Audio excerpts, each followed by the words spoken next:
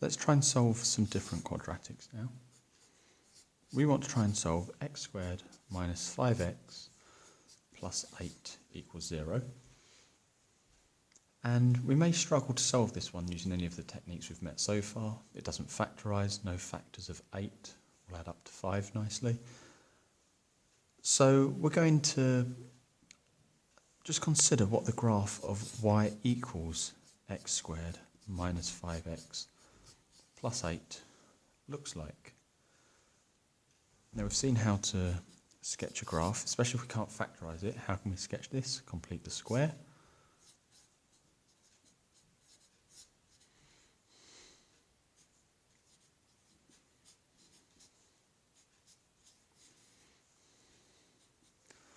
Tidying this up, that's going to be x minus 5 over 2. And then we're going to have, that is 6 and a quarter. So 8 take away 6 and a quarter leaves me with 1 3/4. Okay, so looking at a sketch of this graph, we know that its turning point will be at x is 5 over 2 plus 1 3/4. 5 over 2, and let's call that 7 over 4. Same thing. That would explain why we couldn't solve this where it equals 0, because in fact y is never equal to 0 on this graph.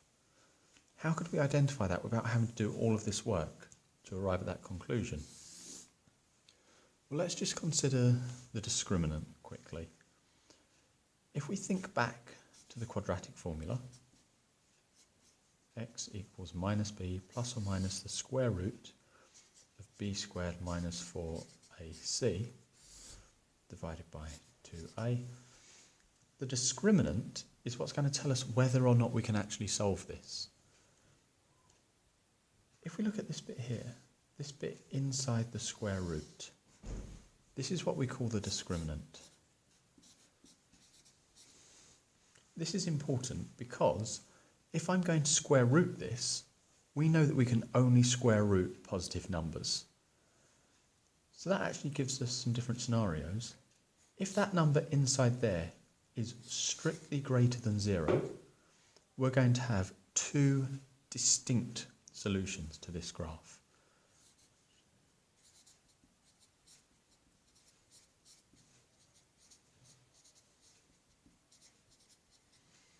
Okay, two distinct solutions, because then when I do plus minus, I will be able to square root this, and if I square root any positive number greater than 0, I'm going to plus a little bit to minus b and subtract a little bit from minus b. So I'll get two distinct points, and our graph will look something like that. It will intersect y equals 0 at two distinct points. Another possibility is that I in fact can't square root it. It may be less than 0. We know we cannot square root a negative.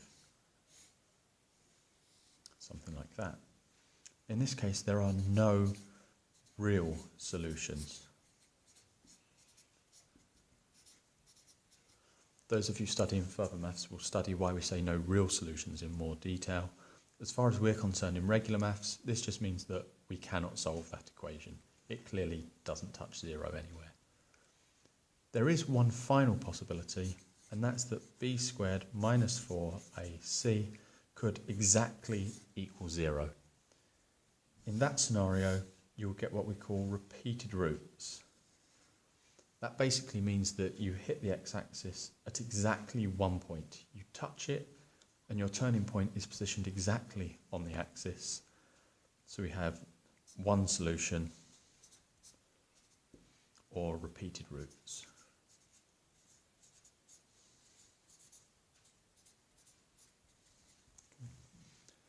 Those are our three possibilities.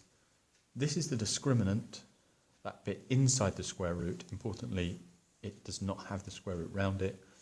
We can use that to determine how many solutions there are to a quadratic.